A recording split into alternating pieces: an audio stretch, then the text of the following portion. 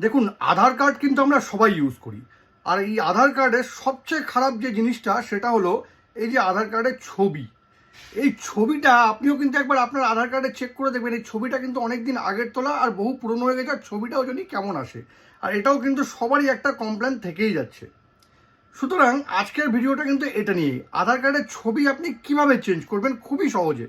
জানতে গেলে ভিডিওটা শেষ পর্যন্ত দেখুন আর প্রসেসটা একদম সেভ করে নিন, কারণ এটা কিন্তু আপনাদের খুব কাজে আসতে পারে।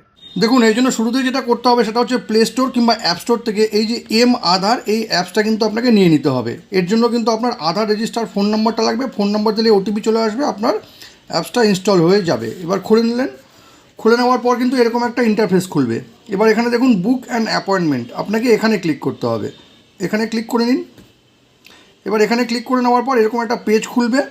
এবার আপনাকে চলে আসতে হবে এখানে, এখানে আপনার মোবাইল নাম্বার দেবেন, ক্যাপচা দিবেন, ক্যাপচা দিয়ে কিন্তু জেনারেট ওটিপিতে ক্লিক করতে হবে। ওটিপিটা দেওয়ার পরে কিন্তু এখানে একটা লিস্ট খুলে যাবে, সেখানে কিন্তু আপনার লোকেশনের আশেপাশে কোথায় আধার রেজিস্টার অফিস আছে সেটা দেখাবে।